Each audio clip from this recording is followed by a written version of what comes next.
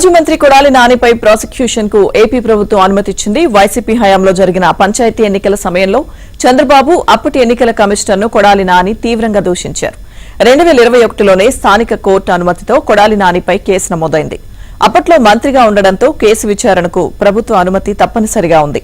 ఇప్పుడు కృష్ణా జిల్లా కలెక్టర్ పంపిన నివేదికతో ప్రాసిక్యూషన్ కు హోంశాఖ ముఖ్య కార్యదర్శి అనుమతిచ్చారు.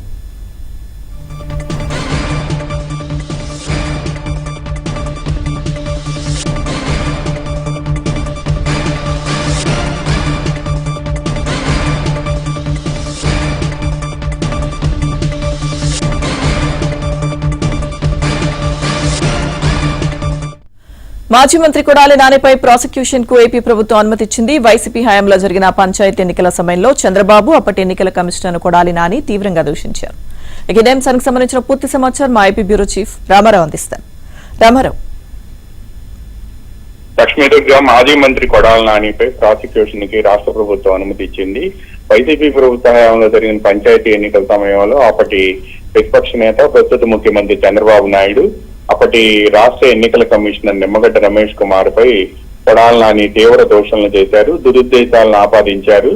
దీంతో అప్పట్లో నాని వ్యాఖ్యలు ఎన్నికల ప్రవర్తన నియమావళి ఉల్లంఘనని, అతనిపై చర్యలు తీసుకోవాలని కూడా అప్పట్లో కృష్ణా జిల్లా ఎస్పీకి రాష్ట్ర ఎన్నికల సంఘం సంయుక్త కార్యదర్శి నివేదిక పంపించారు. ఈ నివేదిక ఆధారంగా వెంటనే చర్యలు తీసుకోవాలి అని చెప్పి అప్పట్లో కృష్ణా జిల్లా ఎస్పీ స్థానిక గుడివాడ పోలీసులను ఆదేశించారు. గుడివాడ పోలీసులు దీనిపై అప్పట్లో కోర్టు అనుమతి తీసుకున్న తర్వాత కొడాలి నానిపై కేసు నమోదు చేశారు. ఎన్నికల ప్రవర్తన నియమాలను ఉల్లంఘించారు అని చెప్పి కూడా అందులో పేర్కొన్నారు.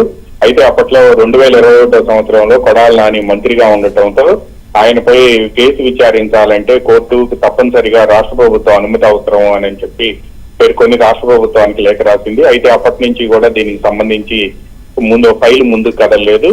కానీ తాజాగా కృష్ణా జిల్లా కలెక్టర్ పంపిన నివేదిక మేరకు ప్రాసిక్యూషన్ కి రాష్ట్ర ప్రభుత్వం పరిశీలించి అనుమతి ఇచ్చింది. ఈ మేరకు నిన్న హోంశాఖ ముఖ్య కార్యదర్శి కుమార్ విశ్వజిత్ ఆదేశాలు జారీ చేశారు. ఇక ప్రాసిక్యూషన్ ప్రారంభించుకోవచ్చు అని కూడా ఈ సందర్భంగా రాష్ట్ర ప్రభుత్వం ఆ ఉత్తర్వుల్లో పేర్కొంది.